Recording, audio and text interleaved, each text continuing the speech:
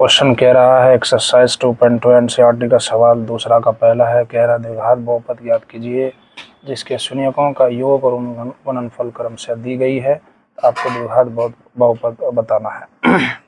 यानी पहले आप क्या करेंगे, अल्फा प्लस बीटा दे रखा है 1/4 और अल्फा गुना बीटा दे रखा है कितना, -1। Alpha plus beta formula -b/a बराबर 1/4। c/a अल्फा गुना बीटा का फॉर्मूला c/a बराबर -1। ध्यान रहे यहाँ a का मान 4 आ रहा है, यहाँ a का मान 1 आ रहा है। इसे आप -4/4 भी लिख सकते हो, कोई दिक्कत नहीं।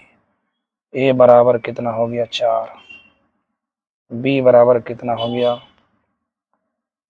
b बराबर देखिए कितना हो गया -1, c बराबर कितना हो गया -4। अब द्विघात बहुपद का आपको व्यापक रूप पता ही है। द्विघात बहुपद का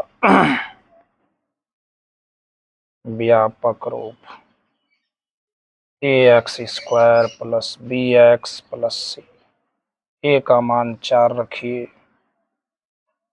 b का मान आपको -1 रखना है, c का मान -4 रखना है।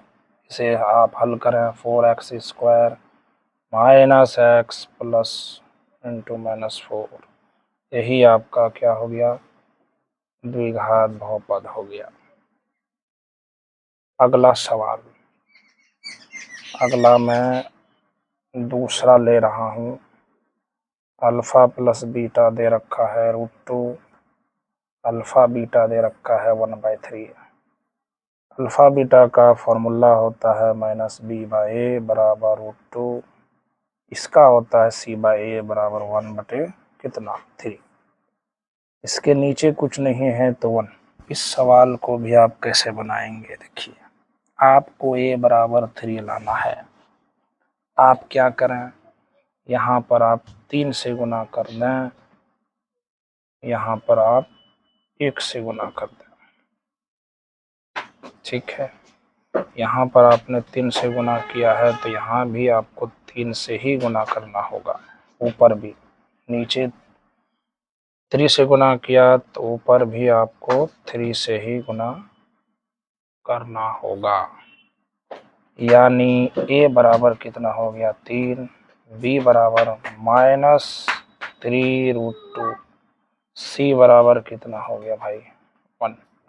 अब आपको पता है स्टैंडर्ड फॉर्म ऑफ द्विघात समीकरण, क्वाड्रेटिक बहुपद, द्विघात बहुपद का व्यापक रूप ax² bx plus c, a का मान 3x² प्लस b का मान -3√2 इंटू x प्लस c का मान 3x² -3√2x प्लस 1, यही आपका हो गया द्विघात